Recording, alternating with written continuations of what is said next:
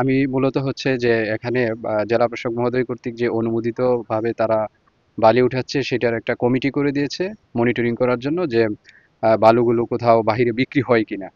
তো আমি যতটুকু জানতে পেরেছি যে বা, মূলত এই ধরনের কোনো অভিযোগ নাই, এবং আমি জনগণের সাথে কথা বললাম এবং এদের আশ্বাস দিলাম যদি এই ধরনের কোনো থাকে যে তারা বালু যে অ্যাপ্রোচ রোডের জন্য উত্তোলন করছে অনুমোদন নিয়ে, আর বাহিরে যদি কোথাও মানে এক কাকড়া বা এক ট্রাক পরিমাণও বালি যায় আমাদেরকে অভিযোগ দিলে, আমরা যদি সেটা সত্যতা পাই সাথে সাথে আমরা অ্যাকশন নেব। অ্যাপ্রোচটা নির্মাণ করতে গেলে অবশ্যই বালির প্রয়োজন আছে। তো আমরা যেখানে এই ডেজার্টটা সেট করা হয়েছে, এটা আমাদের একটা তদন্ত কমিটি আছে, তদন্ত কমিটির মাধ্যমে এটা ইতিপূর্বে তারা সার্ভে করেছেন। তাতে সেই সার্ভে রিপোর্ট অনুযায়ী সেফ ডিস্টেন্সে আছে, আমরা আমরা সেটা সরেজমিনে দেখেছি আর কি। তারপর তার পরবর্তীতে আবার পানি উন্নয়ন বোর্ড থেকে যে টিম এসেছে তারা পুনরায় এটা তদন্ত করবেন, করে যদি কোনো ডেজার্ট আর একটু সামনে সরানোর প্রয়োজন হয় তাহলে সেই বিষয়ে তারা একটা সিদ্ধান্ত দিবেন, সেই অনুযায়ী আমরা বাস্তবায়ন করব। জনগণের দাবির মুখে আমরা পানি উন্নয়ন বোর্ডের পক্ষ থেকে আমাদের যে সার্ভে টিম আছে, সার্ভে টিম দিয়ে অলরেডি আমরা সার্ভে করা শুরু করেছি।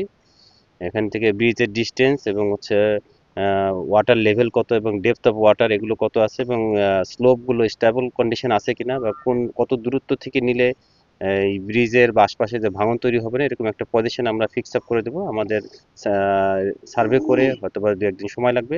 সার্ভে করার পর এলজিডির নির্বাহী প্রকৌশলীর সাথে কথা বলে আমরা নতুন পজিশন ফিক্স আপ করবো, যাতে এমন একটা পজিশন যেখান থেকে বালু তুললে পরে নদী ভাঙন দেখা দিবে না বা ব্রিজের কোনো ক্ষতি হবে না। ভোলাহাট উপজেলার দলদলী ইউনিয়নের আমাদের এখানে যে বালুর উত্তোলনের বিষয়ে যে অভিযোগ এসেছে, যে বালু উত্তোলন করলে এলাকার ভাঙনের একটা সম্ভাবনা রয়েছে বলে যে অভিযোগ এসেছিল, তো এটার প্রেক্ষিতে আসলে আমরা জেলা প্রশাসক স্যারকে জানিয়েছিলাম, এবং আমাদের এক্সএন মহোদয়, পানি উন্নয়ন বোর্ড, আমাদের এলজিটি এক্সএন মহোদয় এসেছেন ওনারা। তো আজকের এসে আসলে পানি উন্নয়ন বোর্ড ওনারা সার্ভে করতেছেন অলরেডি, এবং কালকে পর্যন্ত ওনাদের সার্ভে করতে সময় লাগবে। এলজিডি এক্সএন মহোদয় এখানে মতামত দিবেন। তা ওনারা একটা দূরত্ব নির্দিষ্ট করে দিবেন যে দূরত্ব থেকে তুললে মোটামুটি আপনাদের এলাকার ভাঙনের কোনো বিষয় যেন না আসে। এবং আসলে এই ব্রিজটা আপনাদের এলাকাবাসীর একটা জনদাবি বা গণদাবি যেটাই বলি না কেন, এই ব্রিজের ক্ষেত্রে যতটুকু আপনাদের সহযোগিতা করা দরকার বা প্রয়োজন, এটা আশা করি আপনারা করবেন। এই ফরহাম ঘাটের ব্রিজ বাস্তবায়ন করার জন্য যেহেতু আমাকে সরকার নিয়োজিত করেছে, এই ব্রিজের দুদিকে অ্যাপ্রোচের রাস্তার মেলানোর জন্য, বালু তোলার জন্য সরকার আমাকে অনুমতি দিয়েছে। ওই পক্ষাপক্ষে বালুটা তুলছি। স্থানীয় মানুষের দাবি প্রকৃতি যে এখানে হয়তো ভাঙনের আশঙ্কা হতে পারে।